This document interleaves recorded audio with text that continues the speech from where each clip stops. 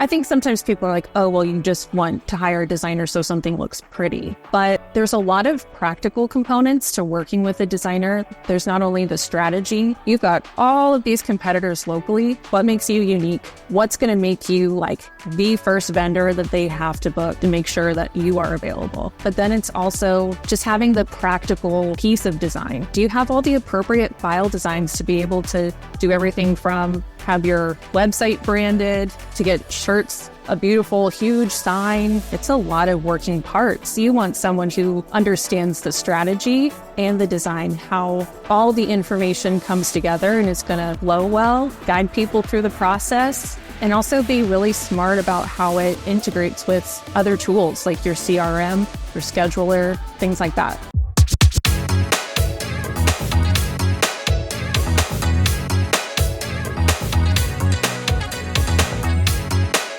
Welcome to the Venue RX. On this show, we document and share best practices around owning, operating, and managing world-class wedding venues. What's up, everyone? Jonathan here with the Venue RX. And if you have listened to this show before, you know we talk about all things venue related. And we have our venue owner series, which is awesome because we get to hear from venue owners. But we also have a segment of this show that we talk to professionals who handle all different aspects of venue ownership and operation. And a huge part of that is, of course, the marketing and your website. And so to talk about websites and website design, we're probably going to dabble into a little bit of like online identity and some different brand identity stuff as well, potentially. But I am so excited to welcome Jillian Tracy to the show today. Thank you so much for being here. Thank you so much for inviting me. I'm so excited to be here. Well, we were saying just before we got on that, you know, you are so excited to talk about all things venue, website design, and you were also saying you work with a handful of venues every year. Where did this start? I know you said service businesses specifically, but like, how did you start getting into working on venue websites? Yeah, so I opened my design studio in 2015, and somewhere along the way, I made some network connections in the wedding industry, and one individual in particular works specifically with wedding venues. And so they were referring their clients to me because they needed some design help, whether that was with their brand identity and getting like a solid logo and just kind of visual system in place, or if it was simply polishing up their website. And things just kind of took off from there. I call it like an accidental expertise. And I love working with venues because there's really specific things that their websites need compared to other types of service providers. I'm glad you said that. And I want to address something that maybe someone who's a little agnostic to like, why even hire a designer? Like, can't you just go and get a template, some of those things? Why do you feel like it's so important for venue owners specifically to really pay attention to their website design? So, yeah, I feel like sometimes design can be seen as almost a vanity thing. It's like, well, you know, sure, you want things to like, I think sometimes people are like, oh, well, you just want to hire a designer so something looks pretty. And really, like, of course, you want your visuals to create a winning first impression and for your business to be perceived correctly.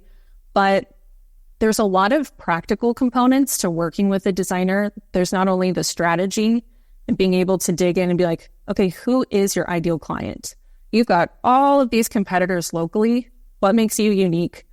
What's going to make you like the first vendor that they have to book to make sure that you are available?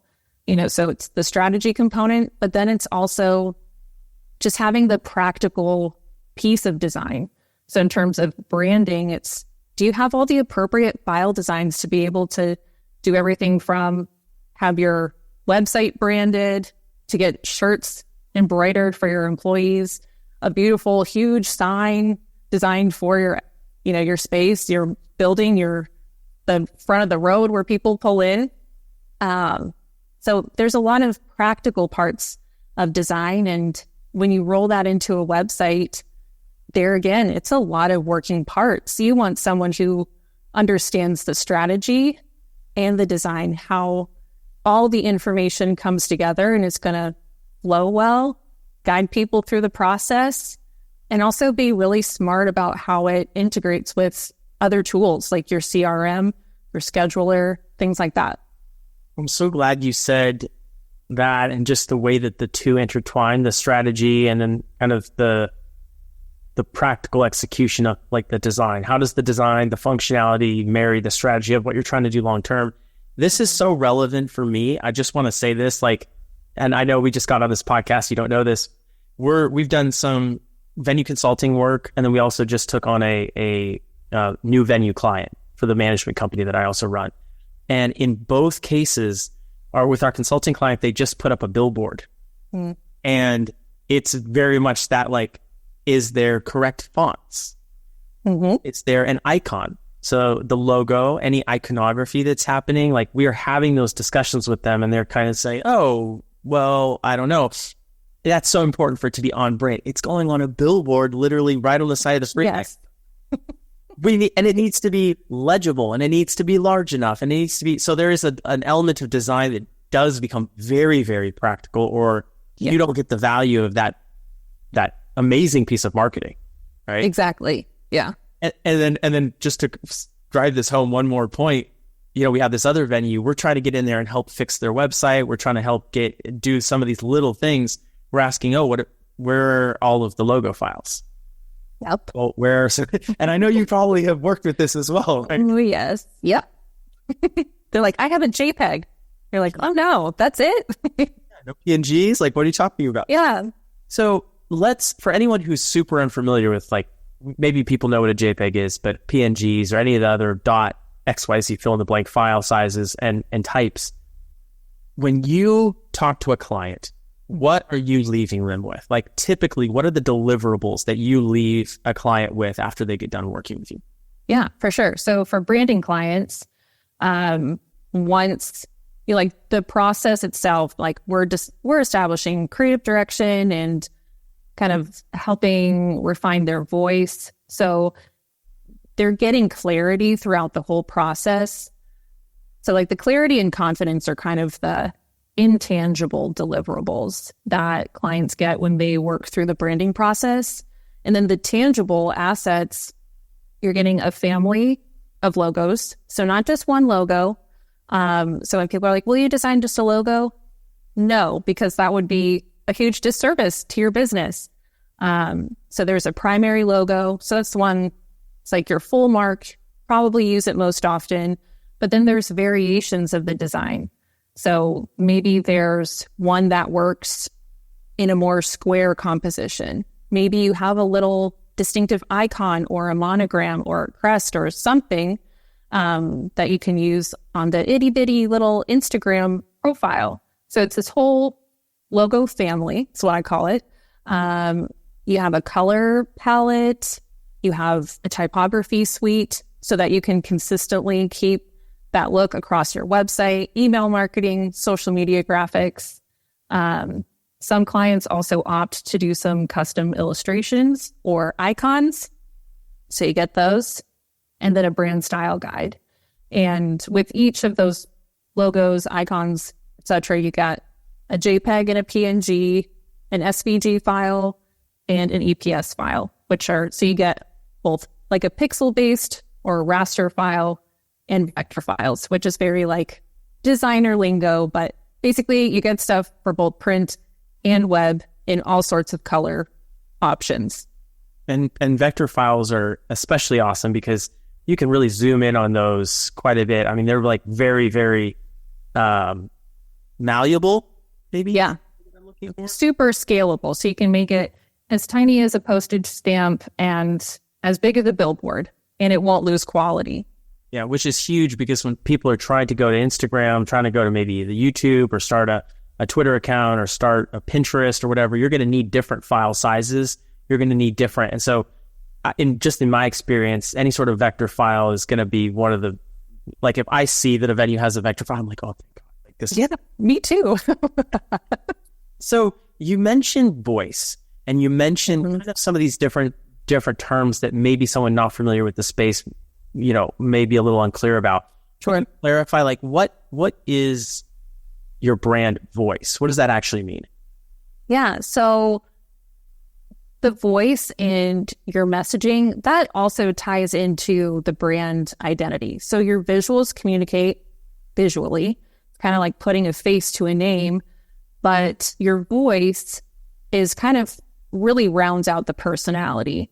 So it's like, how do you speak? How do you want to be conveyed? Are you going to be very elegant and formal and proper and, seem very high end, not snobbish, but maybe have a more, rigid, that sort of feeling? Or are you a really warm, like you focus on hospitality, you're a family run, that is going to have a different essence to it.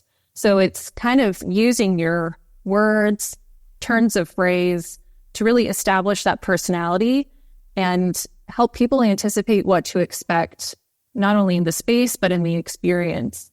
So, and I think that can be a challenging aspect of branding because so much of voice comes in through writing, which I'm not a copywriter, but I do help with some messaging. Just it's kind of an inherent part of the branding process, especially when it then turns around and goes into a website. But really understanding, like, who are we as the owners? What kind of experience are we offering? And using that to create the voice, the personality that then connects with the people you really want to serve and helps you stand out, because you don't want to sound like everybody, because you're not everybody. Mm-hmm. It's interesting. I heard you not say we're trying to find something that the venue owner likes. Yeah. And I think that was probably intentional. Can you explain a little bit about that? You mentioned what their clients are looking for. Help us understand that a bit more. For sure. Oh, that's such a good question. I think it's important to remember that more times than not, we're not our ideal client.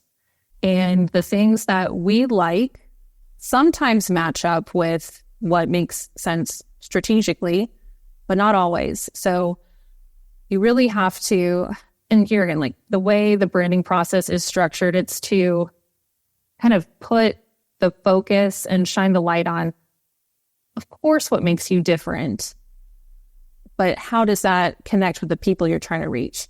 It's not so much about you, it's about the people you're serving. So I'm sure you've read Donald Miller's book, Building a Story Brand, it's the distinction between being your client being the hero and you being the guide. It's about what they like, not what you like. It's more about how can I serve them and what makes the most sense, what appeals to them in a way that still feels authentic to the brand. Totally. If I nod any harder, my head's going to fall off. This is like, it's so true. And Jillian, the thing that I really like about this is for a venue, you've got this crazy thing where the product is fairly immalleable. Like you can't just, you can maybe paint something, but a lot of these venues, I mean, they're big structures and it's extremely expensive to add a new porch or an extension on a building or, redesign this thing and tear down, build back up. Like that's expensive. That gets really expensive. So kind of comparatively, doing a brand redesign or a brand refresh is a really inexpensive way to almost wrap your space with a different identity or kind of a refreshed identity that might speak to the different generations of couples as they come through. Mm-hmm. Could you kind of explain that a little bit and how the website helps kind of speak to a new identity that the venue might need to have to address today's couples and what kind of a modern couple's looking for? Yeah, for sure. I think that's such a wise observation because, if venues were depending on changing their space as frequently as they could change their website, that'd be a lot of money. Whereas with a website, it's like, okay, you have your space, basically your product. The things that can shift are the way that you present it, the way you talk about it, the weddings you choose to feature. I think venues can change the way they're perceived and not in like a false way or like a tricky way. It's more just like you can refine your brand in a way that still is true and authentic by the words you use.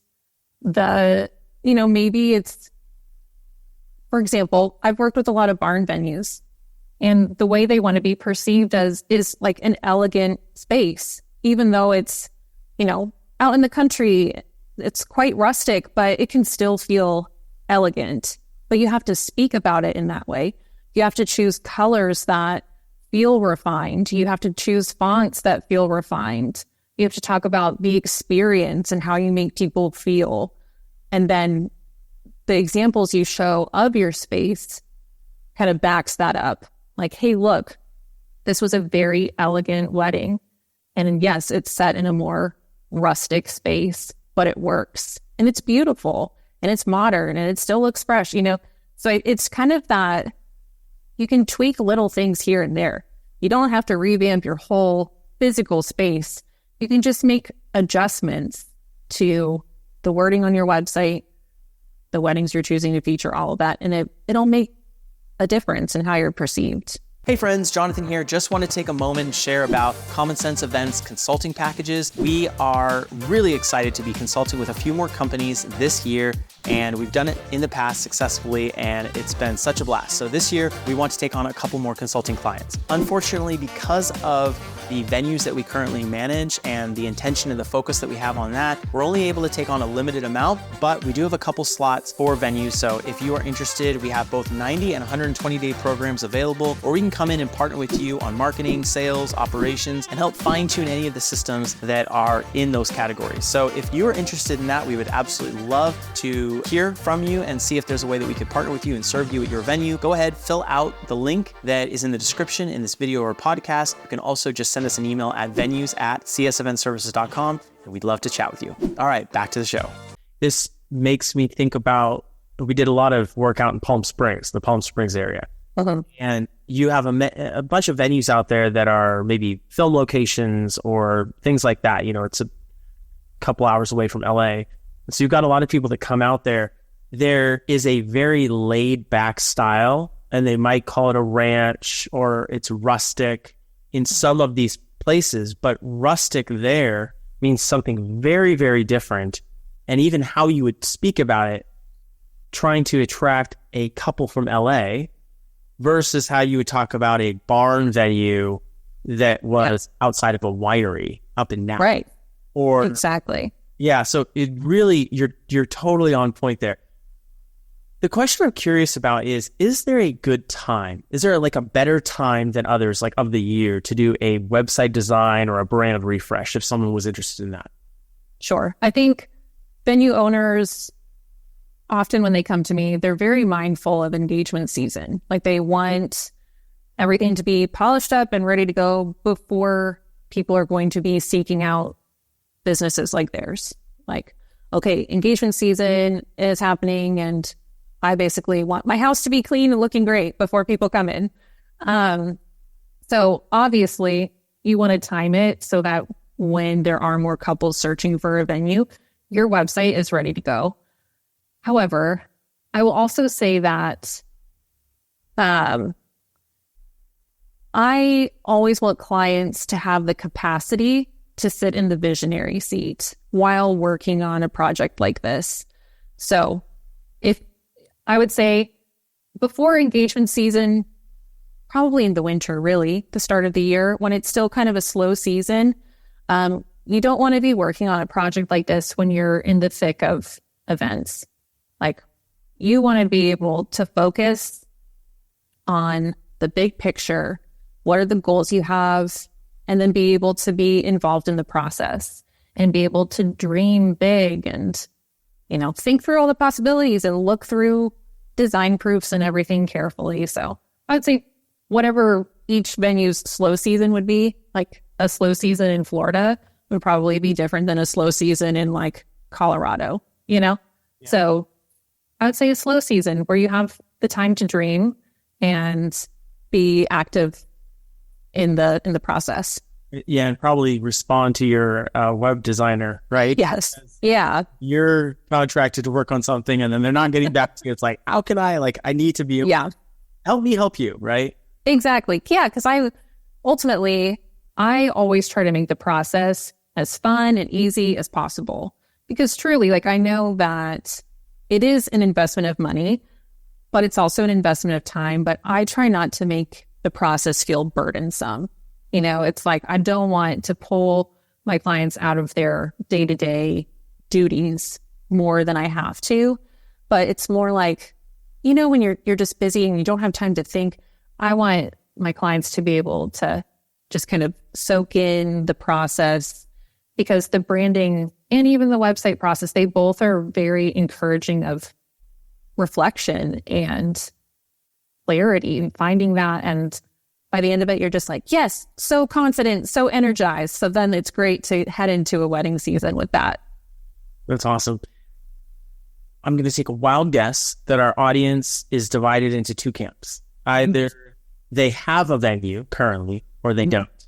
Right. And I'm interested for those two people, what's the best way? Like, where do you want them coming to you? At what stage?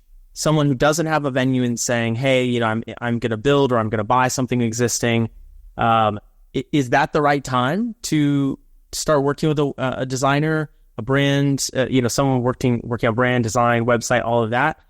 Or for someone who's currently, they own a venue, they operate a venue, ready to do a refresh, where do you want people coming to you and what do you want them bringing to that conversation? That's a really, really good question. And I don't know that I have like a super strong opinion, because I think there are pros and cons to both. So we'll start with the new kids on the block, the people who are buying a venue or building a venue. I've worked with brand new venues. The challenges there is you haven't really worked any events. So you don't, you have an idea of who your audience is and what is going to differentiate you in the market, but it's untested.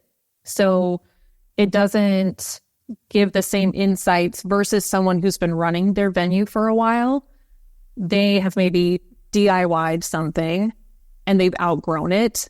But in that time, they've gained a lot of clarity on actually, we've started thinking our ideal client was this type of person with this type of budget, but really it's this type of person with this budget, So I would say with the new venue owners, the con is not necessarily having the same, the same level of clarity.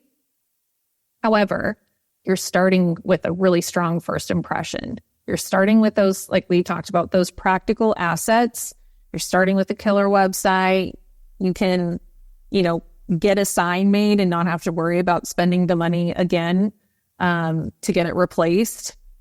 So and of course, when you work with a branding designer and you work through that process, it's going to get the wheels turning about certain branding, the brand foundation that you maybe wouldn't have thought about at first. So definitely pros and cons to being a new business owner or venue owner and working with a branding designer right off the bat. I've also worked with venue owners who have been, they started, they kind of bootstrapped it, they gained momentum, and they quickly outgrew what they started with. And then they were ready to invest more money. And they're, like I said, they had the clarity on who their people were, who they were trying to reach. They had their process ironed out. They knew what they offered really clearly. And that worked to their benefit too. So. Right. I hear it could go both ways. Yeah. Great news, because for a venue owner, I think you need to decide how much money you have to spend. And we'll talk about that here in just a second.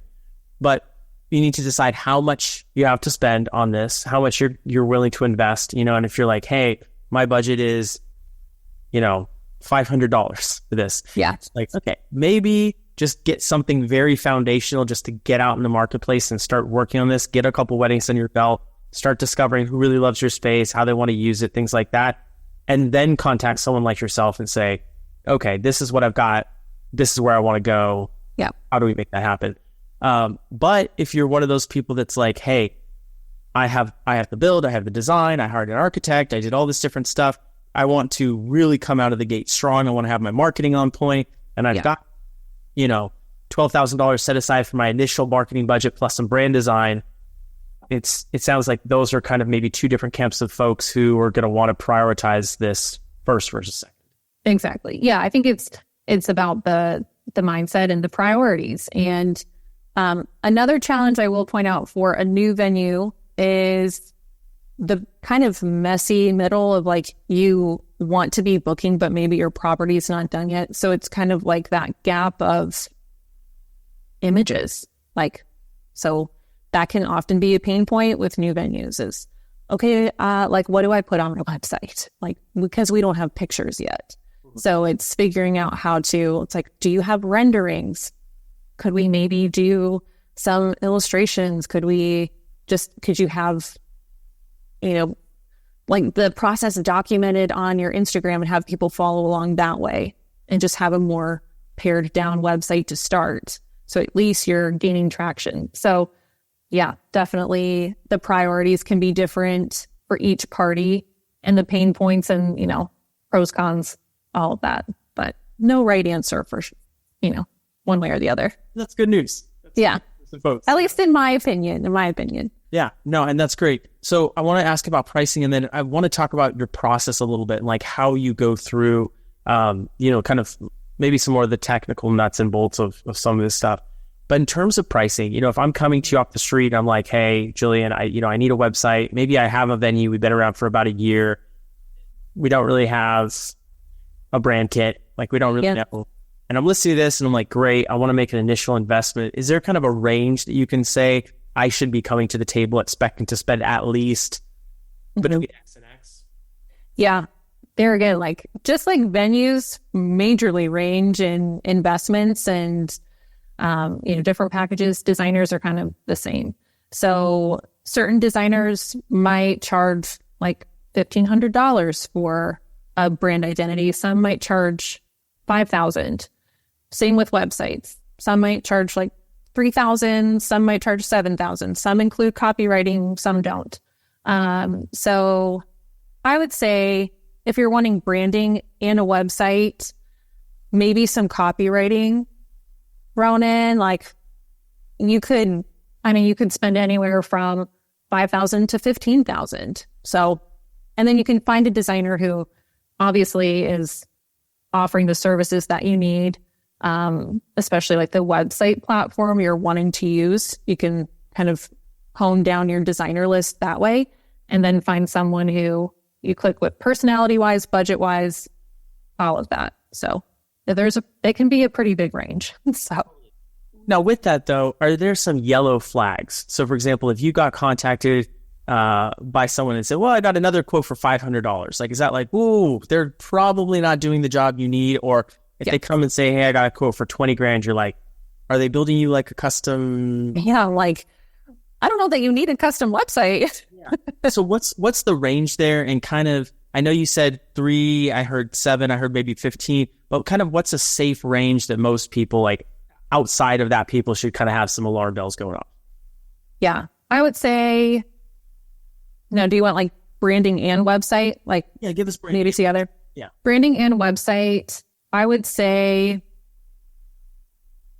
a good range would be maybe $7,500 to $12,000 in that range.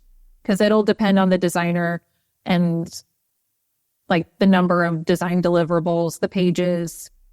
There's a big range in there. I personally am right under the 10,000 mark for a full brand identity, a website, and copywriting. So that's where I fall. Awesome. With that, so we got money. What about time? Is this a 6-month engagement? And also we have to say, assuming that they're not doing it during busy season and they respond to your emails and texts and, the client cooperates. But what is kind of an ideal timeline for this? Is this 3 months, 6 months? What are you thinking? Yeah, this is another one of those things that can range drastically depending on the designer. For me personally, the branding process takes on average 3 to 5 weeks, depending on, okay, are you wanting to add on brand patterns or custom illustrations? And, maybe you're the type of person that needs some time to sit with the designs and process things a bit. So I'd say average 4 weeks is good for branding. And then some designers can take 8 weeks to do a website. Some, like I do my website design in a single week. So I do design sprints. So, but like if you add on copy, it can range from like 1 to 3 weeks for a website. So I personally I don't want it to drag on, because then it does make it difficult to plan around. But yeah, it can vary depending on if you're just doing branding. Then yeah, I would say 4 weeks is a good average. And then for a website, yeah, up 10 weeks, maybe 8 weeks. Yeah, so on average, 8 to 10 weeks for everything all together. If the client's responding, if you're on track, then that's good. That's great. I wanted to ask that question because I think people go on the market, they'll get quotes on stuff, and some people will be like, "Oh yeah, I'll have this done by end of week," and it's like, "Are you really for $500?" And you're like, "Are you?" It's like that thing you can only have two, and it's like, I was just thinking that, yeah. Quality, speed, or like budget friendliness, yeah. You can't have all three. Yeah, that sign is in the barbershop that I go to, and it's like you can only pick two. And I happen to think that they do a pretty good job. They do it pretty quickly, and it's not too crazy expensive. So I don't know what I'm actually giving up. People are going to go to the YouTube and be like, "It's your haircut." But in any case, so Jillian, let's dive in and use the last 10, 15 minutes, whatever, talking about like your process. So are you on, is it WordPress? Is it Squarespace? Are you using templates, builders? I know, there's a difference between WordPress.com and WordPress.org, right? Yeah. There's Showits in there. Yeah. Yeah. Can you break those down for a absolute novice, website builders for dummies? Help us understand kind of the lay of the land here. Sure. So I am a Squarespace girly personally. I have been since 2014. And I mean, I'm definitely biased in some ways because that's what I've always used, but I do feel like it's just a great platform for service providers. It's kind of that nice blend between ease of use and functions and features.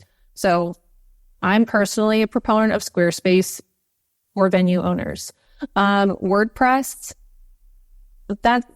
there's a big range. So there are some builders within WordPress, like Divi is a builder that makes it more drag and drop, but you can also get like a custom coded WordPress site, which I've had some clients be like, I have this website and I can't even change like my bio on my about page.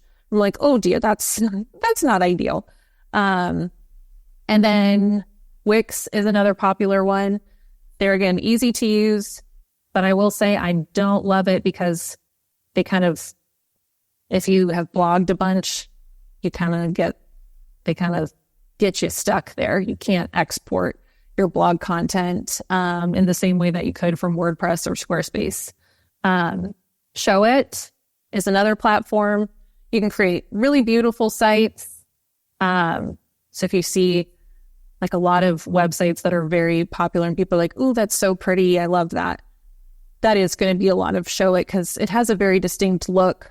But for blogging, you do it through a WordPress blog. If you want any kind of e-commerce feature, you have to do a Shopify kind of add-on. So that's why I like Squarespace. They've made some shifts so it is more similar to Showit in the ability to just have really flexible design layouts without needing code. Blogging is included as a feature. E-commerce is a feature. So anyway, that's kind of a spiel about the different platforms. Pardon the interruption, I wanted to take a moment and share with you about WEVA. WEVA stands for Wedding and Event Venue Association, and it is a professional association custom built for venue owners and operators.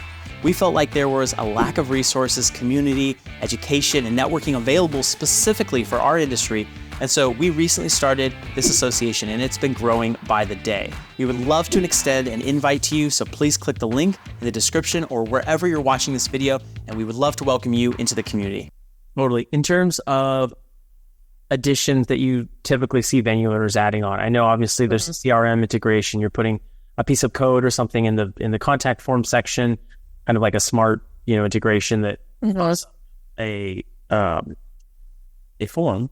That's what I was looking for. Yes. What do you commonly see people using in terms of CRMs that you're integrating with these websites you're building? I would say I see a lot of Honeybook, Dubsado. I've had some venue clients use Aisle Planner or Event Temple. I personally use 17 Hats. So yeah, I would say Honeybook is the most often used, but they're all pretty similar in terms of like how you embed them. You just get the code and embed it. It's more how you like the tool. So but yeah, it's a common integration. If people have their systems set up in a CRM, which I always advocate for, it's really easy to integrate into any website. But yeah. Awesome. Super, super helpful. To wrap this up today, I want to ask maybe kind of a weird question to ask a designer. So I've got two paths here. Someone who's like ultra DIY, someone who just wants to do everything themselves. They're like, hiring a designer, I don't have the $7,000. I'm just going to put in my own sweat equity and just figure it out. I'm fairly tech savvy, right? And I'm probably talking to a lot of my audience. So if you're listening or watching to this, you know who you are. You're like, hey, that's me. You're going to identify with this. There's also another person that's like, I'm just going to let the professionals handle it, right? You give me the kind of best case scenario for that person. And this is why it's a weird question, because I know you're kind of helping a DIY person do it. But like, what is their best option if they are going to DIY everything? They're going to do everything themselves. They're not going to hire anyone. What's the best, least expensive, headache-free path that they can take to getting their website live and having some like basic brand stuff that they're going to be able to accomplish? For sure. Such a good question, and one I relate to. I would say those are my kindred spirit people, because I respect the bootstrappers and the DIYers for sure. And I'm glad you brought this up, because we talked about this before we hopped on, but I am launching a website template shop that is specifically for venue owners. So I would say to those people, you can get a website template and it would come with all these pages, great layouts, a content guide. Or there's other template shops too. If you just kind of want a nicely designed place to start, you can buy a template, plug in your content.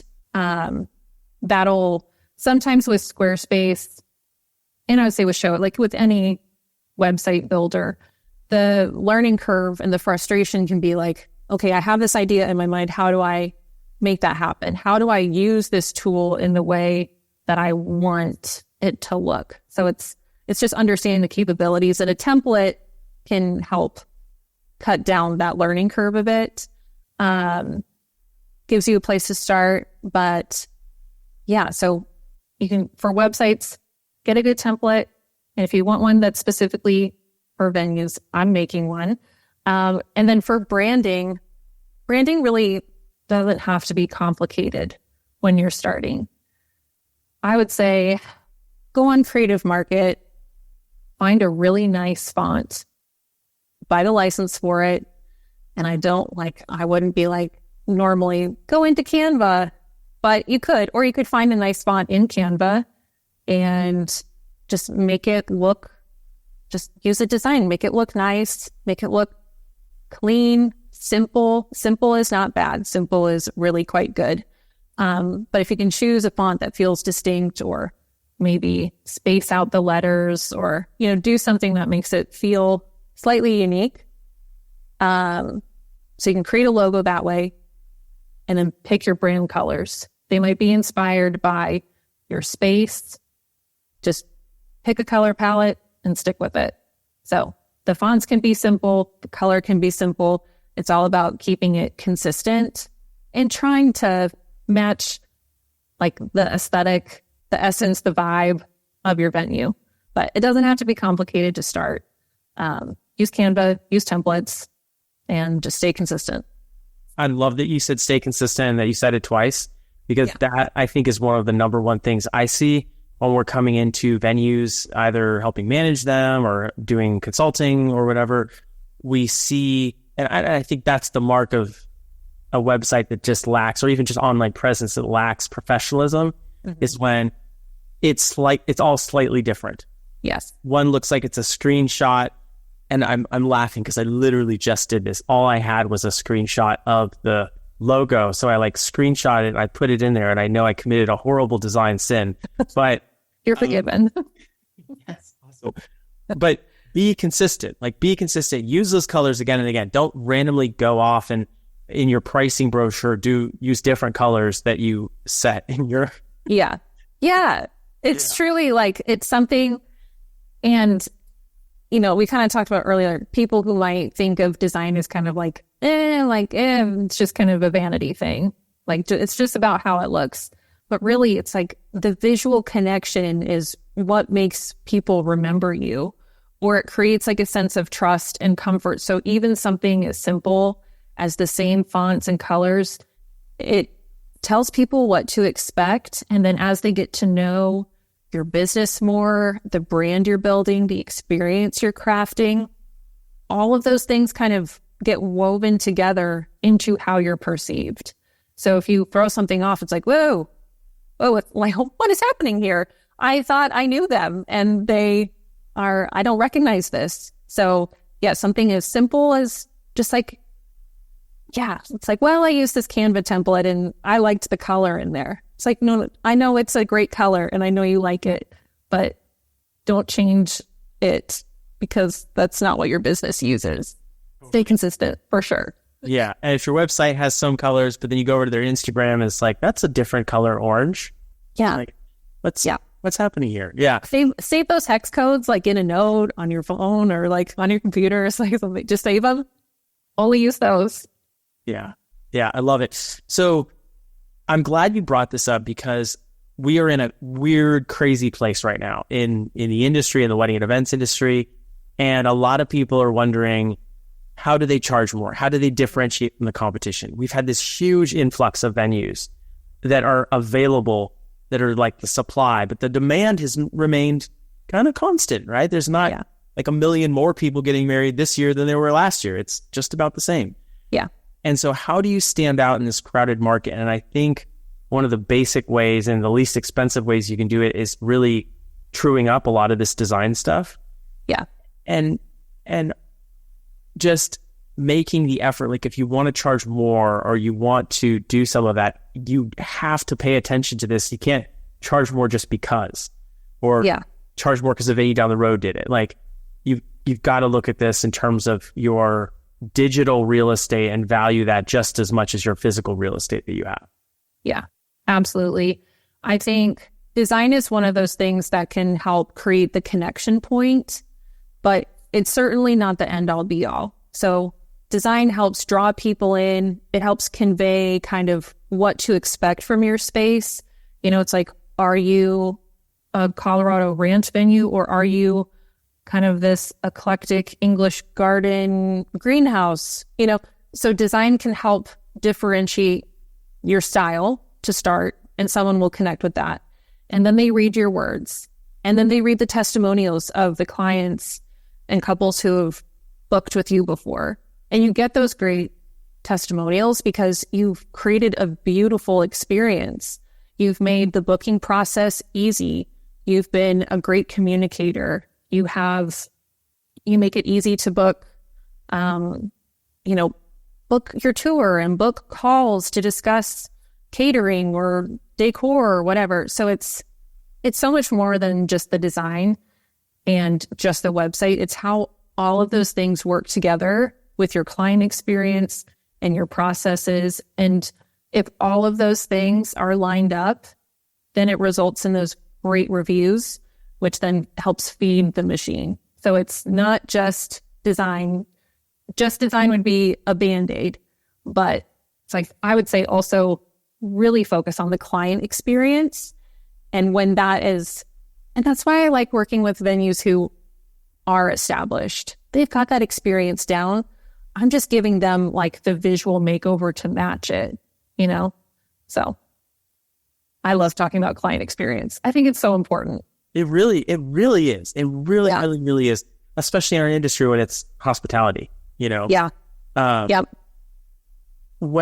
So let's say you're doing that rebrand for someone, and we can kind of wrap with this for today. If someone's coming to you, they say, hey, we've been doing weddings for a couple of years. We want to do a brand refresh, redesign, whatever. And what questions are you going to ask them? What questions should they be prepared to answer about like their client avatar and the type of experience they provide? What's on that intake document, basically, I'm asking you. Yeah, for sure. So with my branding process, I send out like a brand discovery questionnaire. So we talk about the pain points they're experiencing. So it's like, what is the problem? And it could range from, I am booking a lot of people, but it's not at the price point I want, and it's not the type of couple I want. Or, you know, like there are certain things that when it's a pain point, it kind of helps diagnose what the problem is. So what are the pain points? How do you feel you've outgrown your brand? Who are the people you tend to book? And I also say, like, look at your very favorite couples. What about them made them so loved by you to work with them and to host them? And then from there, it's like, okay, does that line up with the people you're talking to currently? I love reading over testimonials that they've gathered, because testimonials are a great way. It's like, if you're not sure what really makes you different or what your clients are looking for or stands out to them, read your testimonials. Guaranteed there's going to be repeated phrases. Like, what people compliment you on is going to be a big part of what makes your, benefit list of working with you. So yeah, we talk about pain points, goals, ideal clients.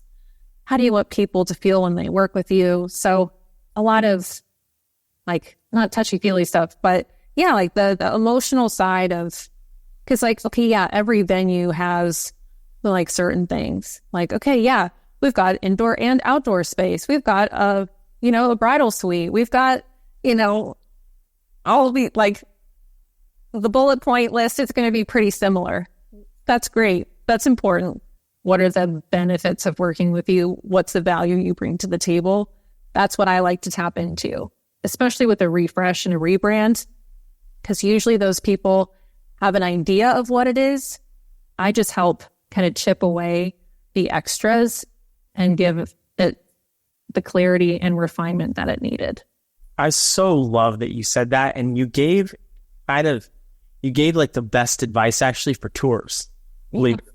Because if you go to your tour and you think that you're going to walk them around the property and then they're going to book, like I truly believe gone are the days when you're a tour guide. You're not just showing people, like they have eyes. They can see that that's the lawn. You're like, here's the bathrooms. Yep, there's the bathroom sign. Yeah. Here's the thing. Like, if you're just showing space, that almost is going to get automated. Like, there's tons of venues right now that are doing self-guided tours. Yeah. Or 3D tours. Or 3D, exactly. So couples are educating themselves online. They're not coming to you to have you tell them with your voice, that's a lawn. Right. They want to know, like, what am I getting that's different from the 9 other lawns that we're going to look at later? Exactly. And so, yeah, that's really powerful. And I think it bridges design and brand and client experience, but then it really goes in perpetuity to the rest of the experience, the tours and everything else you're going to be providing. So I love that. That's great. Yeah. It all works together. It's kind of like, if you think of your spine, it's like you want all of your vertebrae to be in alignment for your back to feel good. Maybe I'm like a design chiropractor. Maybe that's how I should. I create alignment, and then like that truly, it feels good and it allows growth to be easier because you have all of these things are lined up. They're working together. There's not one piece that is creating difficulties down the road. where it's like, oh, my client experience is great, but that doesn't really matter if I'm not bringing in the people I really want to work with. And that's maybe a symptom of design or messaging that's off. So anyway. I'm still kind of mentally buzzing on design chiropractic. Me too. I feel like that's brilliant. And honestly, it's going to be a mess for SEO because you're going to get like, local chiropractors in your area. But yeah, it's neat. It's like something you should trade. The visual makes sense. Yeah. Totally. 100%. I had one more. So when someone is thinking about their target client and you're asking some of these questions, getting clarity, how granular is too granular? Like, should they be designing the space and the visual experience they're having for one couple, maybe their favorite couple like you talked about? Mm-hmm. Is that just too narrow, especially if they're going to be speaking to this broader market and they want to get 80 or 100 weddings? Right. I know, like, I have some clients who are super detailed. Like they've narrowed down their ideal client to even like the profession that they typically have. I don't think you necessarily need to have, a fake couple outlined. It's like, this is, Alice and Jack, and they are medical professionals and they have one dog and, they're saving up to buy a house. No, like, I don't think you need to have that specific thing figured out about your clients. I think certain things can be helpful just for understanding, like, okay, well, what life stage are they in? Who are you seeing more of? Like, are they grad students? Are they, people in their 30s? Like, so it's more like maybe life stage is important to understand. But I've also worked with some venues or even other wedding industry people, and they're like, actually, I work with a lot of people who are coming back home to get married. So that could be something really specific to latch on to, and that could be a way to niche down. I will say, though, niching down can be scary because it feels like you're cutting people out. But ultimately, if people really like your space, even if it maybe doesn't speak to them specifically, like, they're still going to inquire with you. So I think it's kind of a balance. I think it's also whatever feels most helpful for a business. Because I know, like I said, one of my clients is super into the details, but then I have others who aren't as into that and they still run a really successful business. So I think ultimately understanding what your people value more than what their profession is. So obviously someone who is planning an elopement versus someone who's planning a big celebration and they want to book a wedding for a weekend and they want their venue to have lodging, their desires are slightly different. The type of celebration they're planning is different. So it's just kind of like, who are your people? Why do they want to throw the type of celebration they want?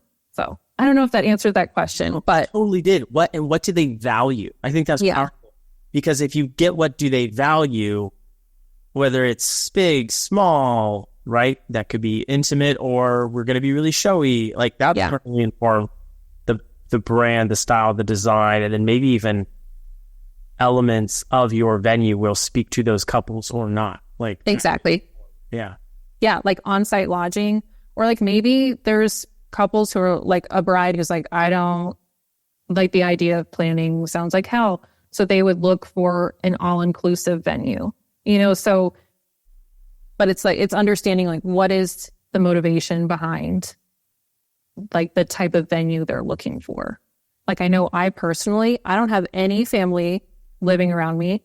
When I chose my venue, I loved the fact that it had on-site accommodations and it was like the right vibe, and the owners were so nice. So it was like a bunch of different things, but they painted the picture of, okay, yeah, we have these features that are available and that's great. It helps you accomplish this bigger vision and the experience you're wanting to create for your family, your loved ones, in this incredible celebration where all of your favorite people are together in one space, which like never happens, So yeah, I think it's just what makes you special? What do people value? And then kind of figure out how to package all of that up together. We did something pretty neat today, Jillian. We started very general and we got very granular, right? And then we really ended very general, right? Yeah. In kind of, and I like that because I think it really speaks to where we're at with venues. And I think it's really cool that you recognize that, because it's 1,000, lead bullets versus one silver bullet, right? Yeah. All of the little things that you do, it's not just like, hey, go out and hire Jillian and spend $7,000 and all your problems are going to be over. Yeah. You need to line up client experience. You need to line up the design. You need to line up. So thinking thoughtfully about that, thinking thoughtfully about the budget that you need to have for that, or where you're going to hire someone, when you want to hire someone, things like that. Yeah. I hope folks walk away from this episode thinking like, okay, I need out a strategy and I want to have a really amazing brand design. And this is how I'm going to do it. Not just like, I'm going to have a website and it's going to fix everything, because that puts undue pressure on you. Expectations are dropped, like a lot of that. Exactly. Yeah. And it's like you said, it's not just one thing, and a website itself brings together so many different parts. It's not only the branding and like the actual design of the pages, the copy, the photos, the integrations, like the SEO, like the website brings together so many different pieces.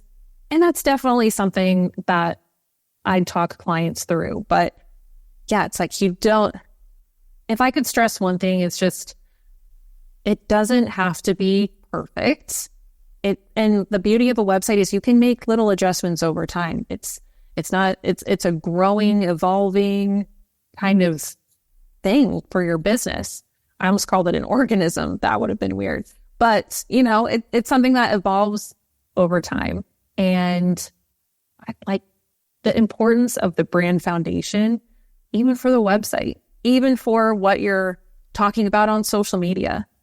That is the place I would encourage people to start, whether they are brand new, they're still kind of looking at properties to buy. Think of, why are you wanting to start a venue? And then when you have the space, how can this be special for people? Think about those things. And if you're an established business and maybe you're feeling kind of stuck in the weeds, I would encourage them to go back to those foundational pieces. Be like, do we have clarity on this? It could, because once you do, you can be like, oh, this messaging is actually way too many bullet points and not enough of like the benefits and the touchy-feely stuff that really paints the picture for people. So the brand foundation, super important, because that creates a great website, a great client experience, all that kind of sits on top of that. I love it. Amazing. Jillian, thanks so much for coming on today. Where, if people want to reach out to you, they want to hear maybe more about the venue template shop that you're launching. It's coming pretty soon, correct? Maybe even by the time this launches, maybe we'll see. Well, we'll see. The template's designed. It's more like all of the things to deliver it and make sure the purchasing experience goes off without a hitch, all that. So yeah, hopefully launching soon. The website for that is Venue Design Vault. You can join the email list. There's a wait list currently up. I'll be writing blog posts. They're just kind of teaching more on stuff like we've talked about. Otherwise, my design studio is jilliantracy.com. That's where you can find me on the internet. But yeah. All right. Awesome. Well, thanks so much for coming on today. This has been great. I love fun. This as well. This has me too. Been fun. Yeah, been so great. Thank you so much for having me. My pleasure.